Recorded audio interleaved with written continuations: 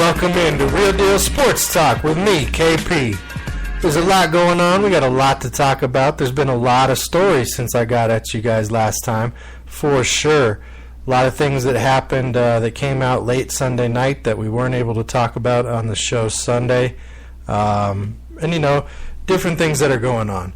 But I have to start out the show. I have to send some shout-outs to some people, some amazing people that have donated to the GoFundMe page for Real Deal Sports Talk so we can get some better equipment here that's not going to crash on us and prevent us from giving you guys a quality product each and every time out. But let's get to those people right now. I really appreciate them. These are great people, people that I've known, people that mean a lot to me. Rachel Fenningworth, I know you're abroad right now. You're doing your thing over there in China. You're teaching there, and you're doing a great thing, and you'll be back with us here shortly. Thank you very much for your most gracious donation. I appreciate that very much. Thank you. To the big homie, Neon Dion Wainwood, my guy from back in the day, Wildcats. Thank you very much, sir. I appreciate very much your donation. And to the DirtCannon.com, the official fantasy partner of Real Deal Sports Talk, thank you very much also, as I saw your donation coming in just before we got the show started tonight. I'm feeling the love. I'm feeling the excitement. I love coming to you each and every week talking sports. And, I'm just thankful. I'm trying to do big things. I'm trying to take this to the next level. And it's something I really love doing. I love talking to you guys about sports. I love sharing my opinion on sports, breaking down other people's opinions and things like that. So I feel very lucky and I feel very blessed to be in the position I am in right now. And I thank all of you for your donations. Thank you very much. Everybody else, $1 goes a long way. Check out the GoFundMe page for Real Deal Sports Talk. Follow us on Facebook. Follow us on Twitter. Our Twitter handle is Real Deal KVP. Facebook, Real Deal Sports Talk with KP. And yeah, I love all my fans. You guys are great.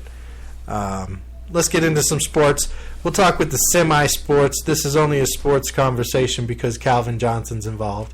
And I told you guys I'm gonna talk about Calvin on Dancing with the Stars right up until he's not on the show anymore, just like we did with Von Miller and Antonio Brown back when they were on the show as we were getting started here as a program.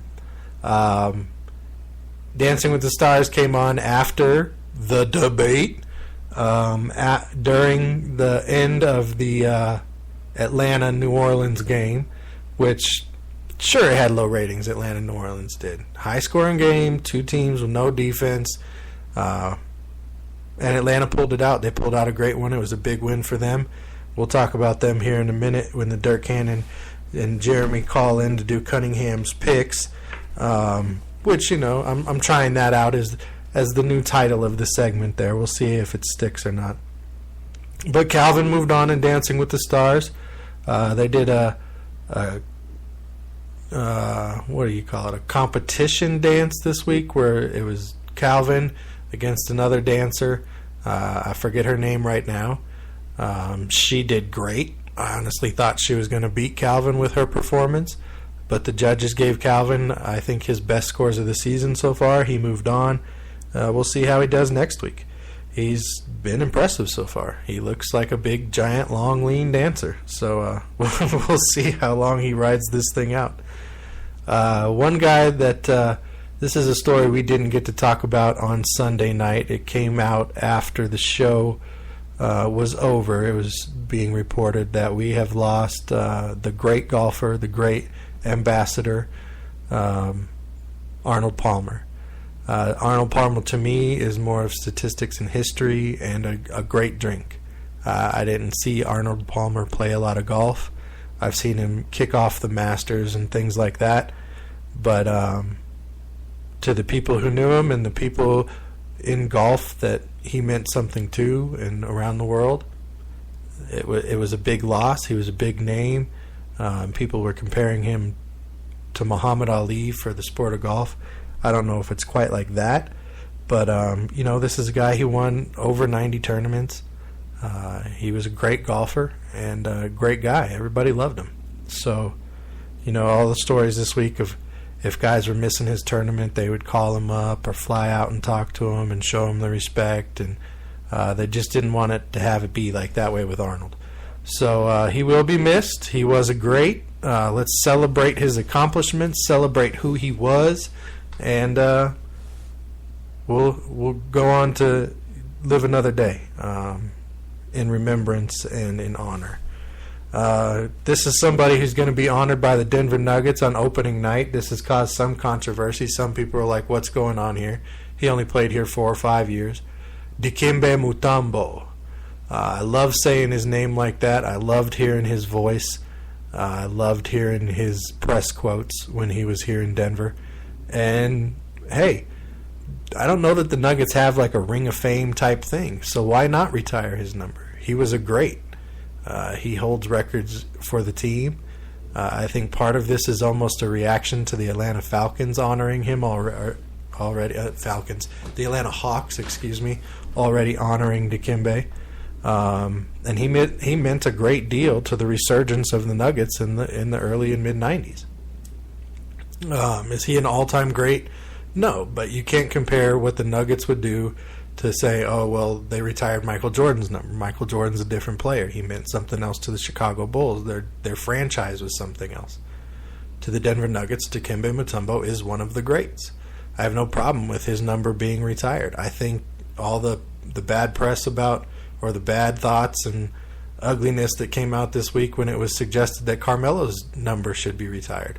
He's the leading scorer in the history of the team. When he is done, if the Nuggets want to retire his number or honor him in some way, I'm all for it. He was a great player. I don't have a problem with him making a business decision, a personal decision, in free agency to leave town. That's how sports works. That's what he did. So good for him, good for Mutombo.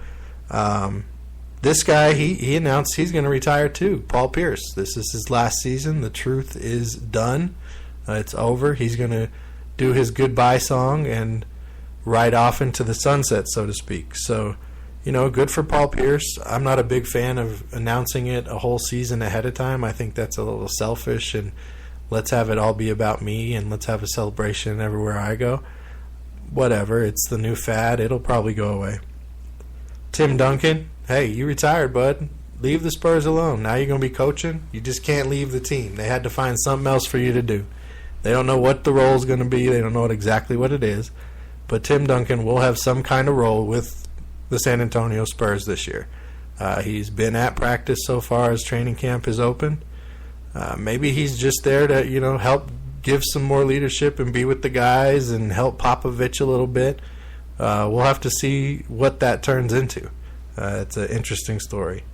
And this story broke. I'm not surprised. I cautioned this when they said he was going to be coming back early.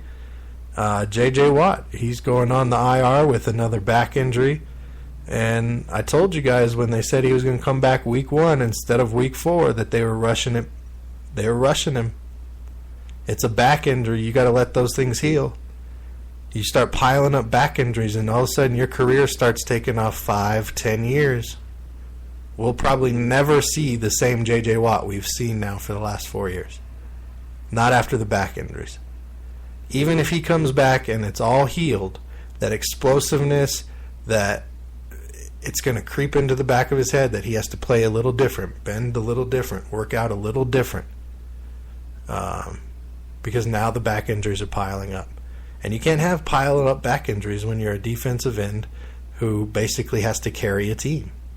So I feel for J.J. Watt. Houston, you got $18 million at quarterback. He is now your hope of making it to the playoffs. Good luck with that. I wish you the best. I warned you about Brock Osweiler and overpaying for him. But hey, you guys got him. Now you're going to have to use him. You don't have that great defender on the other side. Brian Cushing's already out again for the season. I mean, your secondary is going to really have to step up. Vince Wilfork is going to have to be a beast. He's going to have to be the Vince Wilfork of 5-6 seasons ago. I mean, you're stuck if you're Houston right now, losing a player like J.J. Watt. Only one player in the history of the game has more sacks in the first 4 years of his career, and that's Reggie White. One player beats J.J. Watt. All right, calling in now, we have Jeremy Cunningham from the dirtcannon.com. Hey, Jeremy, how you doing? I'm doing great, man. What's going on? Not much. Glad that you could call in tonight. Great to have you. Let's get into some picks here, some talk about some football coming up this weekend. We got a good one tomorrow night. What are your best value plays for Thursday night for DraftKings, FanDuel, and Yahoo? For sure. So value plays for tomorrow night's game. There's going to be a couple of strong plays. I like Boyd at wide receiver for for the Cincinnati Bengals. Look for AJ Green to get plenty of targets, but I think Boyd, he's ready for a breakout season. He's super cheap on all three platforms this week. I also like Devontae Parker. He's had 2 strong weeks in a row. Been an impact player for the Dolphins, and he's getting a lot of garbage time catches late in games. That he is. That could definitely be the case. I think he's going to win pretty handily. So look for Tannehill to have a lot of garbage yards in the fourth quarter tomorrow, and Parker's going to be that player for sure. And while we're on value, I wanted to give 3 more players for this weekend's games as well. Probably the number 1 player in both season long as well as the daily fantasy league right now, especially after last week's performance, is Terrell Pryor. Specifically on Yahoo, they haven't raised his salary much at all. So if you're playing daily on Yahoo, Terrell Pryor should be like the number 1 player, and he'll probably be over 70% of this weekend's contest. For DraftKings, we've got Carlos Hyde this week against Dallas. He's got huge value, and his salary is super cheap. He scored 4 touchdowns already this season. Look for that to continue again this week. And our final player in our value topics for this week is actually James Winston. He has thrown for a ton of yards. He's had a ton of attempts. Look for Denver to put a lot of pressure on him for sure, but I think that just means more passing plays for Tampa Bay this weekend. So he's actually the number 3 fantasy quarterback right now in FanDuel, and look for that. Okay, I like that. Terrell Pryor, definitely. His performance last week, running, passing, receiving, that was impressive. That was a team guy right there. So I like that. Let's do some waiver wire pickups. It's Wednesday night. We got to have our lineup set tomorrow if we're doing season long leagues.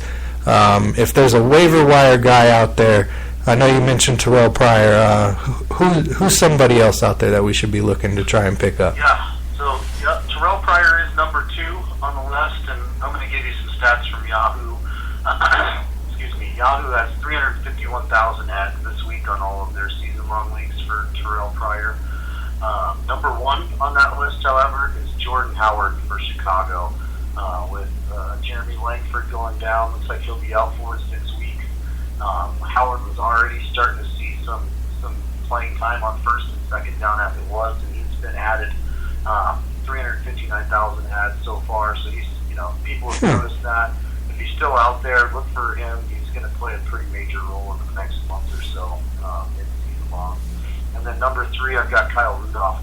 He's number 3 most added player on Yahoo season long so far this week at 159,000 ads. Okay. Still available in over 50% of Yahoo season long leagues. And so if you're looking for a tight end, he's been the go-to guy, especially down in the red zone. He's got second most red zone targets the last 2 weeks in the NFL. So look for Kyle Rudolph if you have a chance to get him. Nice hook up there with Sam Bradford. He pretty much runs routes where Sam Bradford can throw the ball, so I could see that one.